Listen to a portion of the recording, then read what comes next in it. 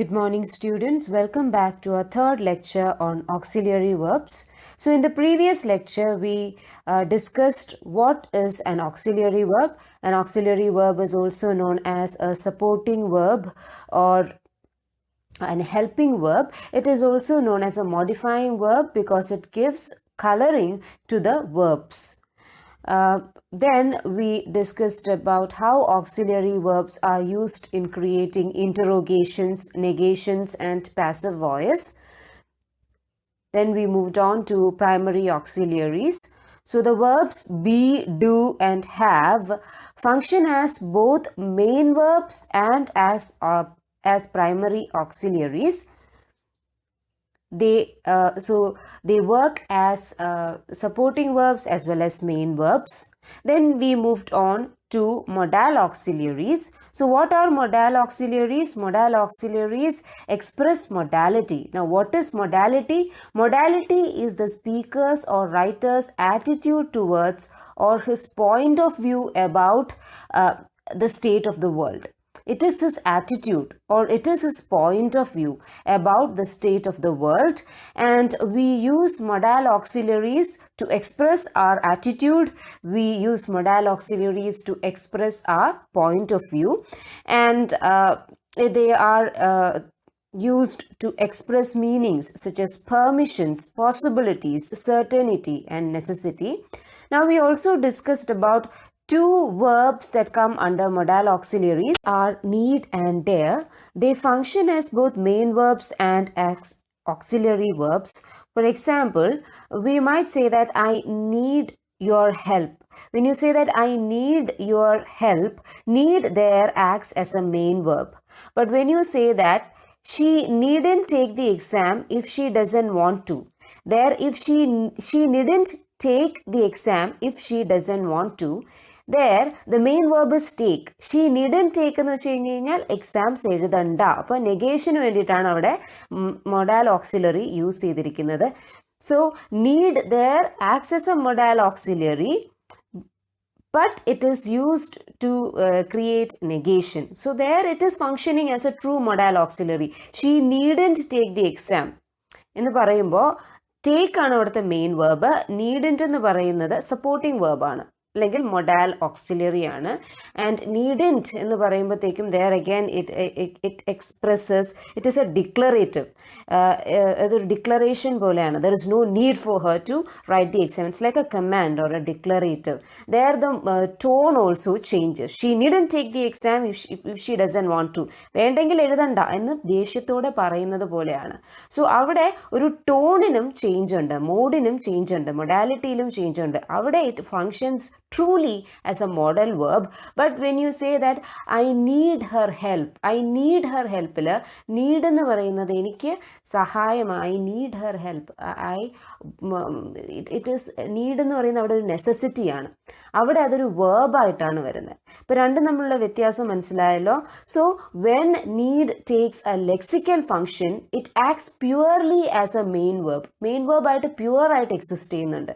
When it becomes a supporting verb, it exist purely as a supporting verb which indicates an emotion or which has a coloring to it. Like in this case, it was a declarative or like a command.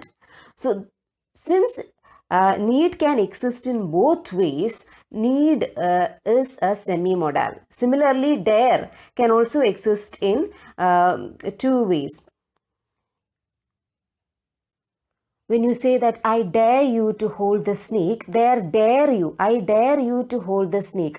There dare needs an object. I dare you എന്ന് പറയുമ്പോഴത്തേക്കും അവിടെ ഒരു object ഉണ്ട്, you. So there functions as a transitive verb too. So transitive main വേർബാണ്, അതായത് object വേണ്ട ഒരു വേർബാണ് ഡെയർ എന്ന് പറയുന്നത്. ട്രാൻസിറ്റീവ് മെയിൻ വേർബായിട്ട് ഡെയർ അവിടെ ഫങ്ഷൻ ചെയ്യുന്നത്. I dare you for, he dared him for a duel. He dared him for a duel എന്ന് വെച്ച് കഴിഞ്ഞാൽ മറ്റേ ആളുടെ അടുത്ത് ഒരു ഡ്യുവലിന് വേണ്ടിയിട്ട് വരാൻ, ഒരു വാൾപ്പയറ്റിന് വരാൻ വേണ്ടിയിട്ട് a person invited him, dared him for a duel. വെല്ലുവിളിച്ചു എന്നാണ് അർത്ഥം വരുന്നത്. ഇൻവൈറ്റ് അല്ല, കൂടുതലായിട്ട് ആപ്റ്റായിട്ട് വരുന്നത് വെല്ലുവിളിച്ചു എന്നാണ് അവിടെ വരുന്നത്. But when dared is used as a semi modal, it would occur like this: I dare not tell her what happened. There I dare not tell her. അവിടെ dare not, daren't എന്നും അർത്ഥം വരുന്നുണ്ട്. dare not എന്ന് വെച്ച് കഴിഞ്ഞാൽ ഒരു negation ആണ്. tell ആണ് അവിടുത്തെ main verb. I dare not means I must not, I must be very cautious. I must not tell her what happened, which means he is afraid to tell her what happened. See, there is an element of fear in it. Similarly, when you say that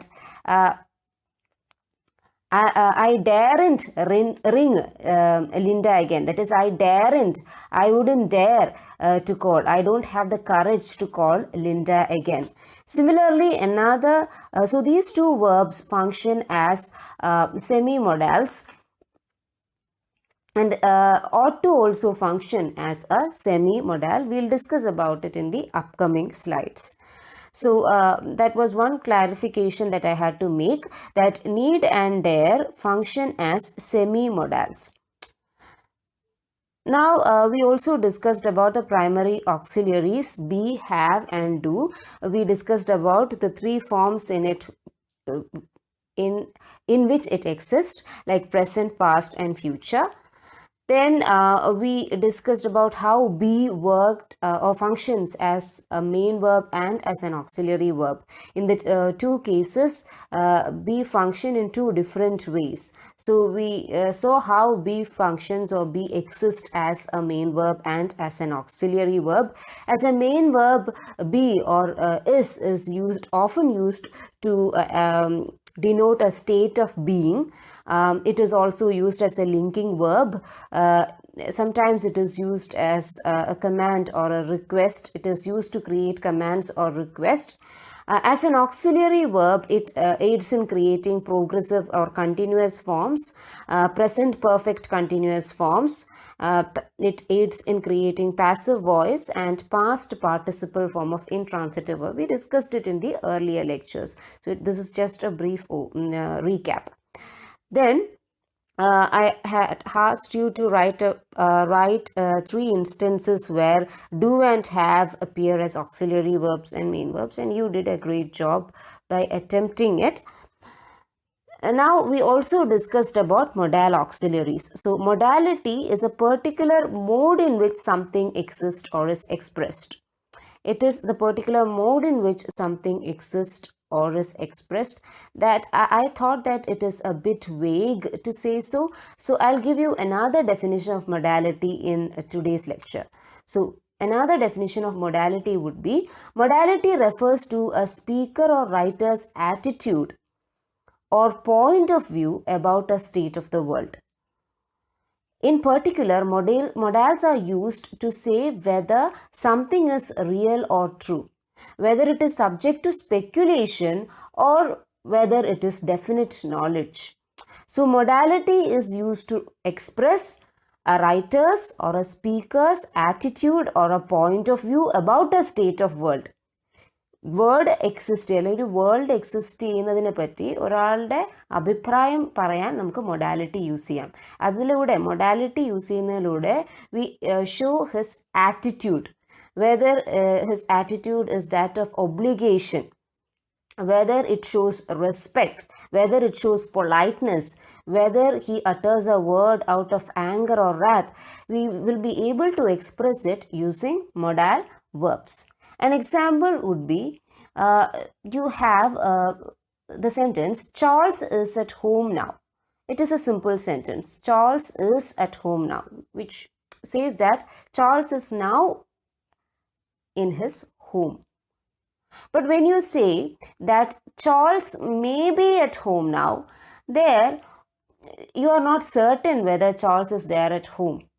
There is a possibility that he is there, But it is not a statement of fact. When you say that Charles is at home now, it is a statement of fact. You know that he is at home. You are sure about it. Hence, you don't use any modal verbs or anything. You are sure about it. That's why you are saying it with certainty that Charles is at home now. But when you say that Charles may be at home now, you have a doubt. Maybe he is there. Maybe not. So that shows a doubt.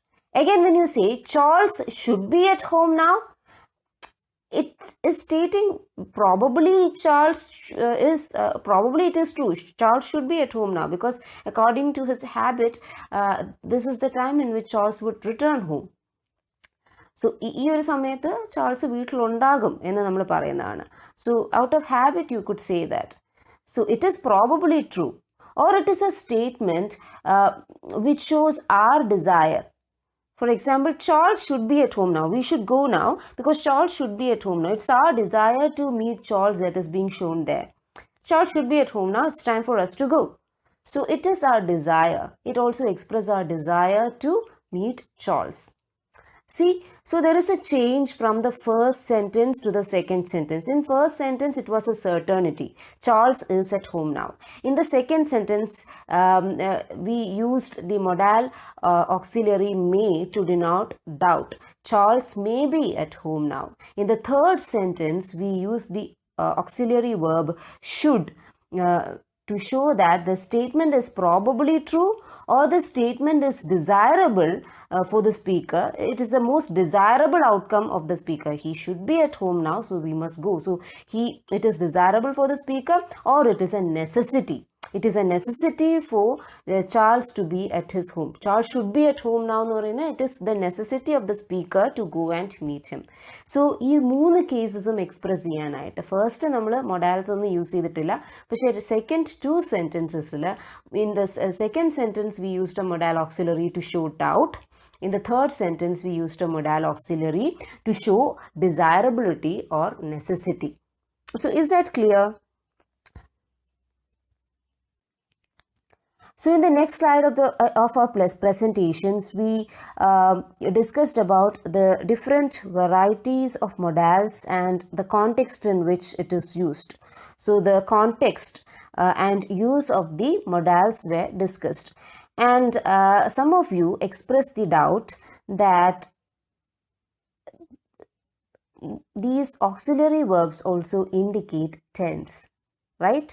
So some of you might have thought that auxiliary verbs too indicate tense. And is there a correlation between auxiliary verbs and tense and so on and so forth? I think you had the same doubt. So I wish to clear that doubt now. Historically speaking, modal auxiliaries do have tense. That is, they have a historical tense form. Modal auxiliaries like can, may, shall, will are in the present tense. Now you might don't get confused and say that shall and will are in the future tense. Don't say that, because now you are on a higher class and that is not true. Shall and will are in the present tense and it is used to denote the future time, and it is not the other way around. Shall and will are not in the future tense. Shall and will are in the present tense and it is used to denote a future time. In English, there are only two tenses to be precise, grammatically speaking, and they are present and past. The future tense is used to denote the future time. So we use the present tense to do the purpose. So always in grammar, the present tense is used to denote a future time. Now, the modal auxiliaries in the historical present tense form is not used to refer to past. The modal auxiliaries in the historical present tense form are can, may, shall, will. Can, may, shall, and will cannot be used to refer to the past.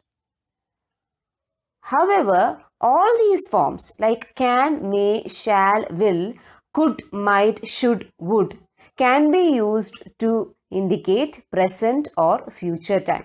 ഇതെല്ലാം can, could, might, should, would, they can all be used to indicate future time and present time as well.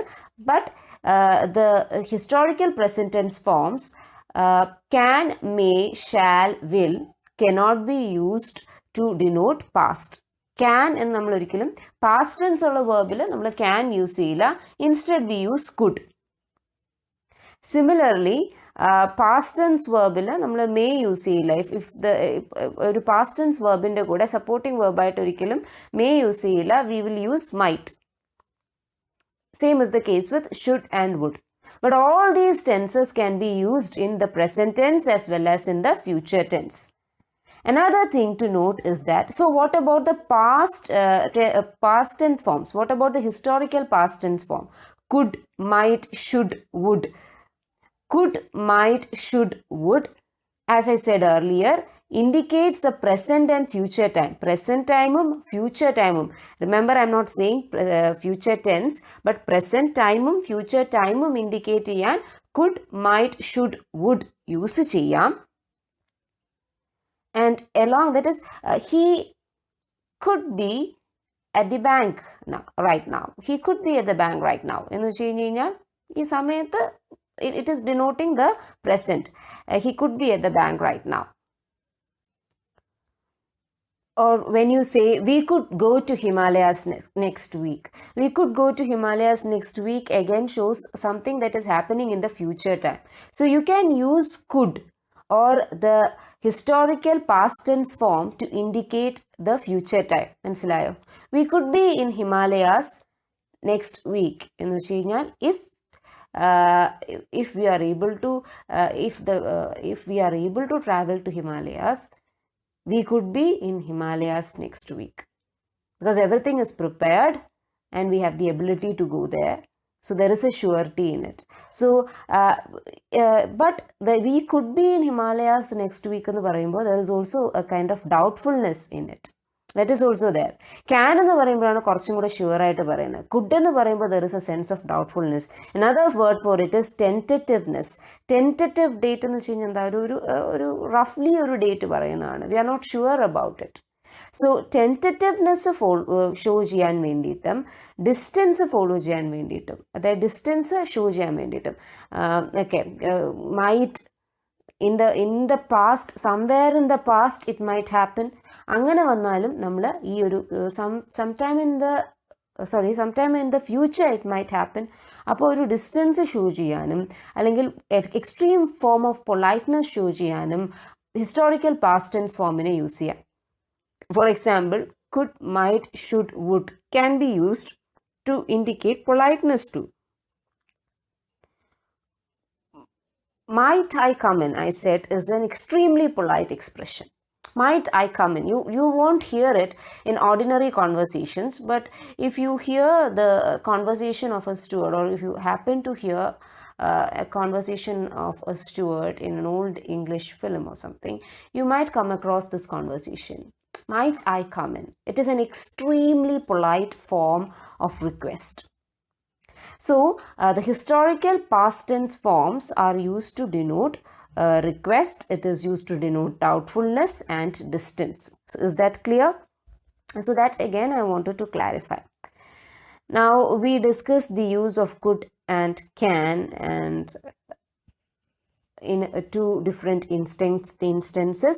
We said that if there is only a theoretical possibility of something happening, and if a person is doubtful, the person can use the auxiliary could to express his or her doubt. If there is an actual possibility of something happening, there is no doubt, there is an actual possibility of something happening, a person can use can. It can be expensive to keep a cat. It is sometimes expensive and assert that the person is sure about it. So we discussed the difference between the two. Then we also discussed how can be used to indicate a real possibility of a future event happening. Future ഒരു event നടക്കുമെന്ന് ഉറപ്പുണ്ടെങ്കിൽ you can use can. Like we can stay with Jim in Oslo എന്ന് പറയുമ്പോഴത്തേക്കും അവിടെ ഒരു surety ഉണ്ട്. Then could is used to denote something which is likely to happen. or if there is a doubt about it. It is likely, most likely it would happen, but there is some doubt about it. We could stay with Jim in Oslo. We will be able to stay with Jim in Oslo. We could stay with Jim in Oslo only if Jim is there. So there is a doubt in it. So we discussed the difference between the two in the previous slides. Now, from an examination point of view, they might ask you questions from shall and will. In your text also, in your textbook also, some questions are given based on shall and will. You will find those questions in page number 31 of your textbook. It is a bit confusing because a person who does not know the actual use of shall and will and in what context it can be used will be utterly confused after seeing that. Will be left utterly confused. So we shall discuss about it in today's lecture. First things first, in traditional grammar, shall was used with second and third persons. Now, what do you mean by second person? So, you is in the second person, he, she, it, they are in the third person. And in traditional grammar, shall is always used to express futurity or future time, and it is always used with the second and third persons. Now wait, let us mark this because this is very important. Shall is used with the second and third persons. Oh, no, that's it. Shall is used with the second and third persons. Second person means personal pronoun, second person pronoun, that is you. Third person means he, she, it, they. And it is used to express futurity. Now, shall has two other meanings. Two main meanings, major meanings. One is it refers to future intention. The other is it is concerned with offers and advice. Shall is used to express futurity or future intentions, and the other is it is used to express an offer or an advice. It is also used to express command, promise, threat, and determination. So it has many functions now. Now let's look at it one by one. So as a command, we can say, you shall apologize. So for my examples, I've used mostly second person for shall. You can write some examples with third person too. So the command is, you shall apologize. When a person says, you shall apologize, that is a command. You shall apologize for your sins, mister.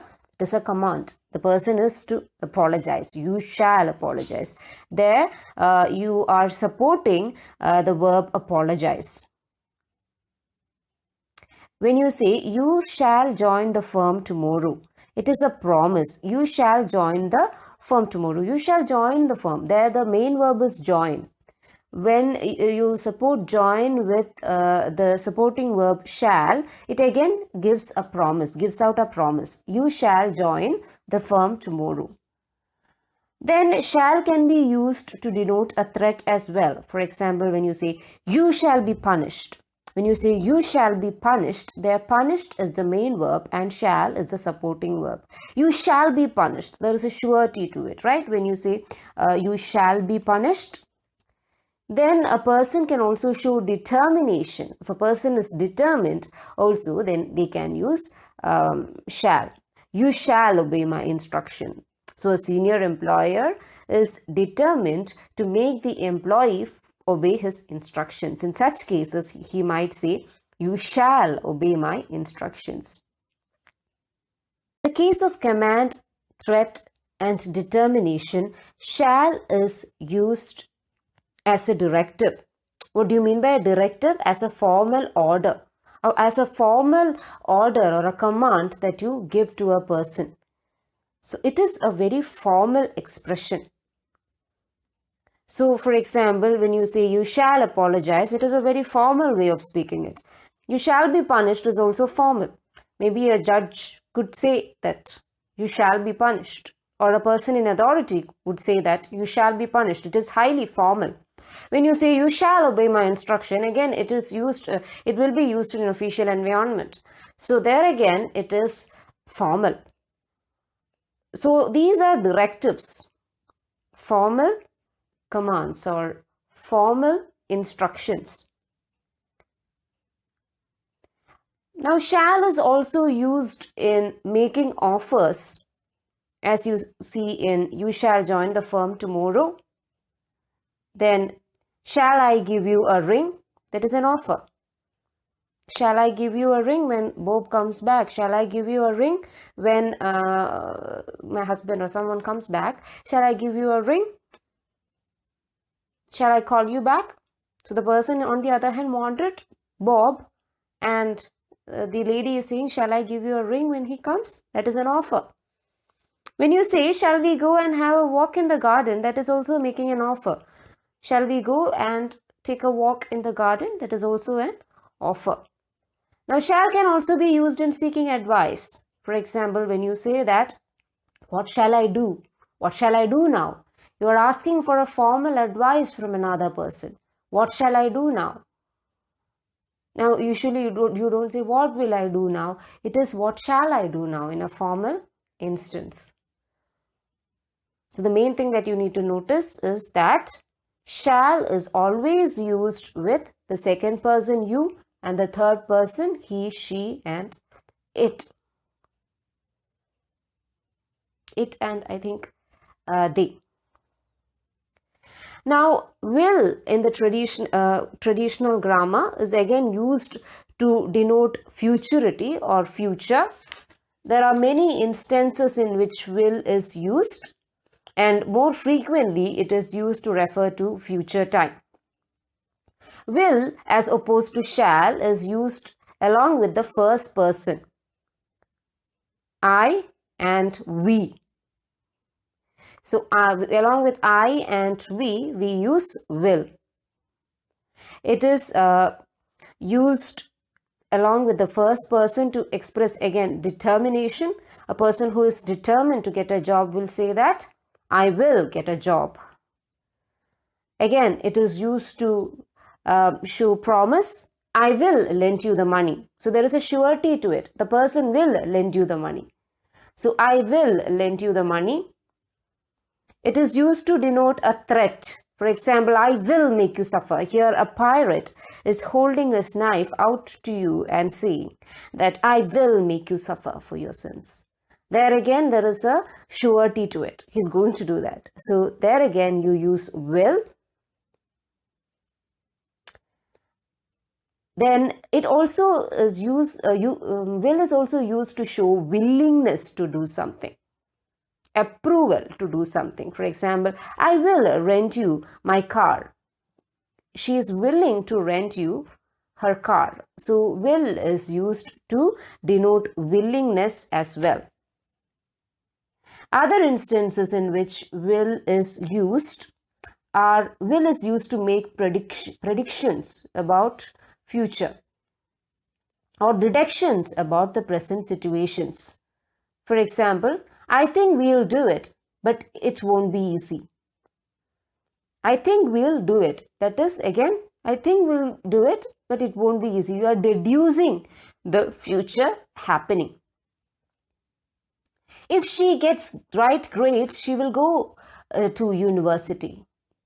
She will go to university. If she gets the right grades, that is a possibility. If she gets the right grades, she will go to the university. That is also a prediction about her future. When someone knocks the door and says that and the person who is inside the home says that will be Jim at the door, that will be your father at the door, then that is again a prediction of something that is going to happen, a deduction based on habit. Usually father comes back home at 9 o'clock. So that will be your father at your door. Deduction എന്ന് വെച്ച് കഴിഞ്ഞാൽ എന്താ, പണ്ട് സ്ഥിരം നടക്കാറുള്ള habitual actionന്റെ ബേസിസിൽ നമ്മളൊരു assessment നടത്തുകയാണ്.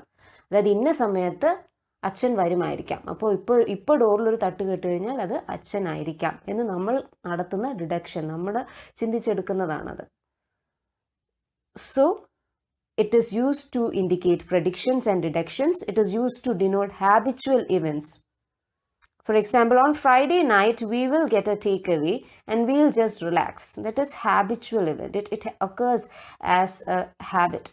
Usually on Friday nights, we will take a takeaway. Takeaway എന്ന് വെച്ച് കഴിഞ്ഞാൽ എന്താ പുറത്തുനിന്ന് ആഹാരം കഴിക്കാം. Or on Saturday nights we will, or on Friday nights we'll go for a movie. That's again a habitual event that happens on almost all Friday nights. Will can also be used to denote request and intentions. Will you please pass the newspaper? Will you please pass the salt? There again it is used as a request, but the most polite form is other thing. Would you please pass the salt is the most polite form. It is the way in which you ask for salt in a dinner-like setting, a grand dinner-like setting.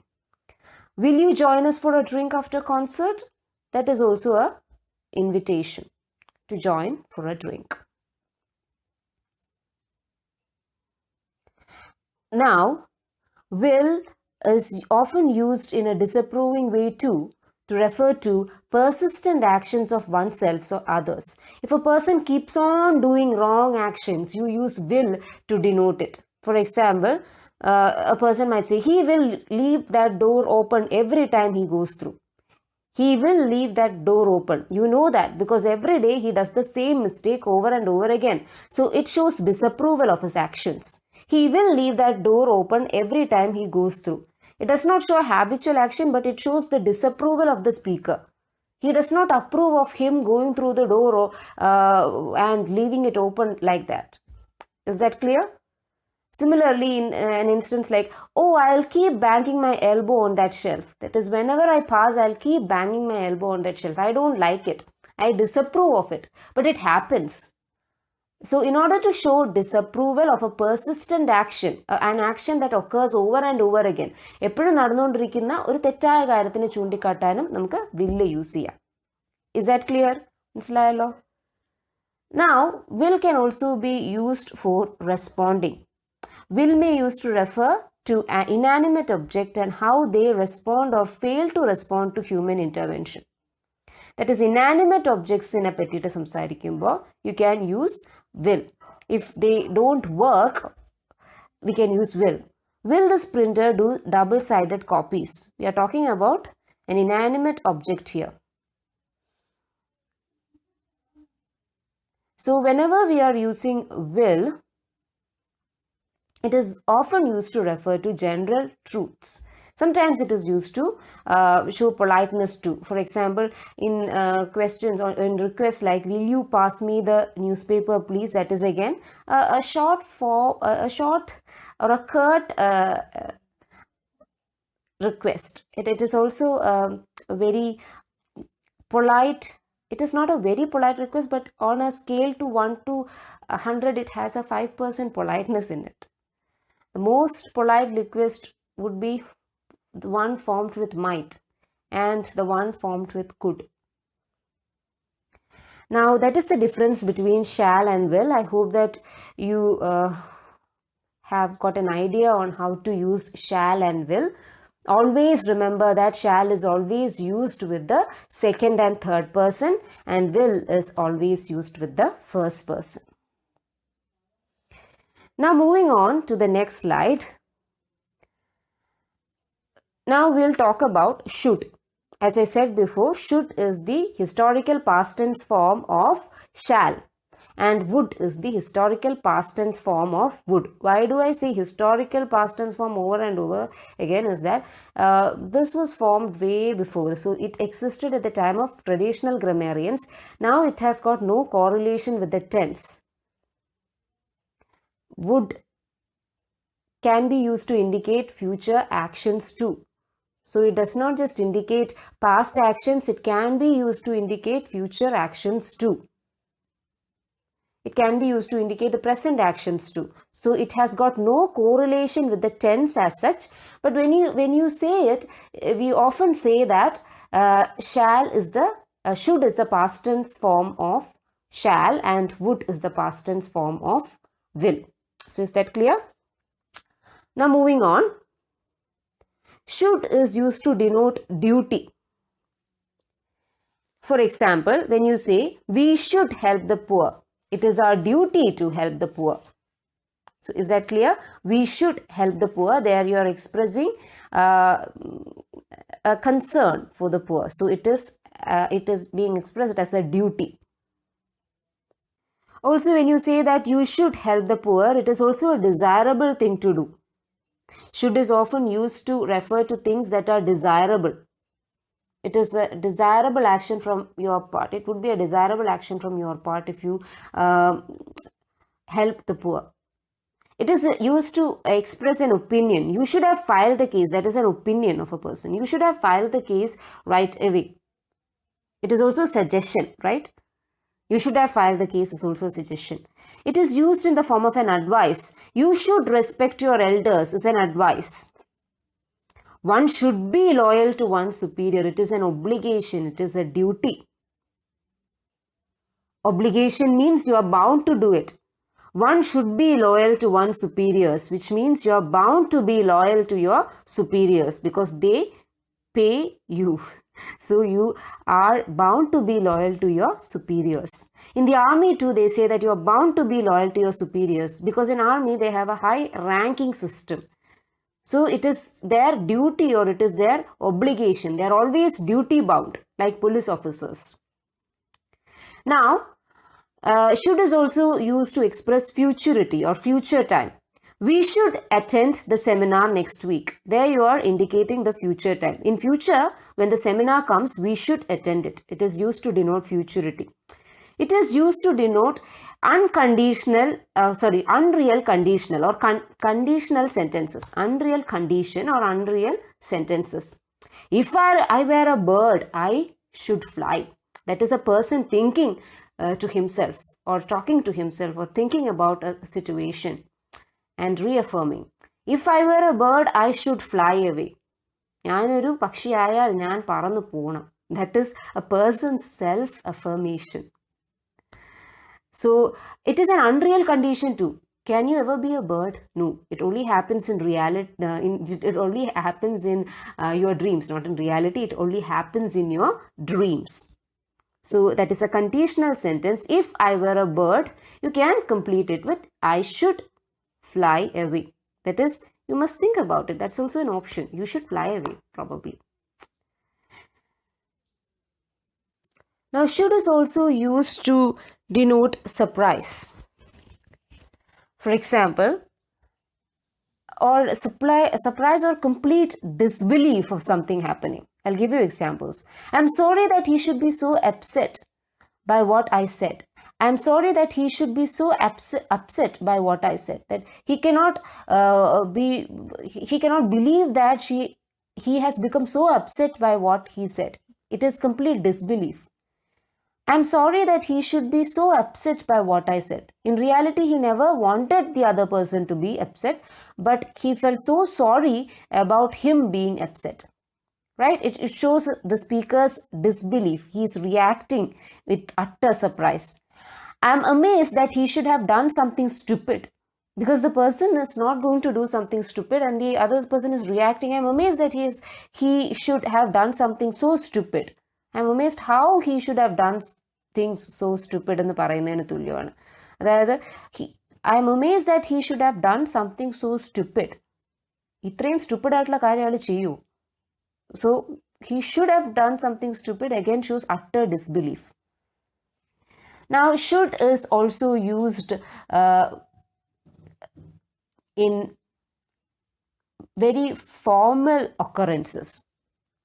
For example, should is often used as an alternative to would with first person. First person എന്ന് വെച്ച് കഴിഞ്ഞാൽ നമ്മൾ സ്വയം സംസാരിക്കുന്ന സിറ്റുവേഷൻസിൽ. As I said, shallന്റെ കൂടെ we always use but shallന്റെ കൂടെ നമ്മൾ എപ്പോഴും യൂസ് ചെയ്യുന്നത് എന്താ, സെക്കൻഡ് പേഴ്സണും തേർഡ് പേഴ്സണുമാണ്. യു ഷാൽ, വി ഷാൽ എന്നൊക്കെ. പക്ഷേ ഷുഡിൻ്റെ കേസിൽ വരുമ്പോൾ ഐയുടെ കൂടെ ഫസ്റ്റ് പേഴ്സൻ്റെ കൂടെ ഷുഡ് യൂസ് ചെയ്യും. But in those cases Like in the conditional sentence that we saw above. If I were a bird, I should fly. That was a conditional sentence. But avideയും I should fly എന്ന് പറയുന്നത് it is a formal alternative to would. woodനെക്കാട്ടിയും കുറച്ചും കൂടെ formal ആണ് I should എന്ന് പറയുന്നത്. I'll give you an apt example for that. I had been there long enough to see the disadvantages. But even if they had been doubled or trebled, I should still have been of the same opinion.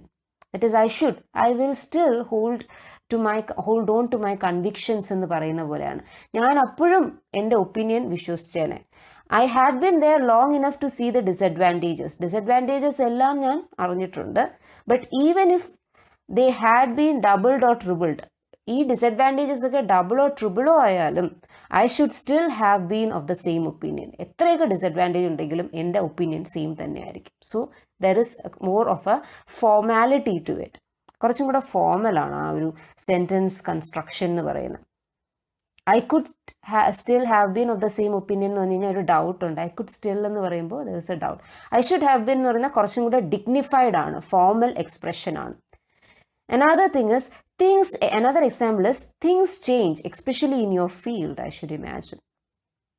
Things change rapidly, especially in your field, I should imagine. I should imagine means it is more formal. I could imagine എന്ന് പറയുമ്പോൾ that's not formal. That's like a casual sentence. Things change pretty fast in your field, I could imagine. എനിക്ക് ചിന്തിക്കാം എന്നാണ് പറയുന്നത്. I should imagine എന്ന് വെച്ച് കഴിഞ്ഞാൽ I should think like that. So there is a formality to it. I should think like that. So there is an element of formality in should which is not there in could. So is that clear?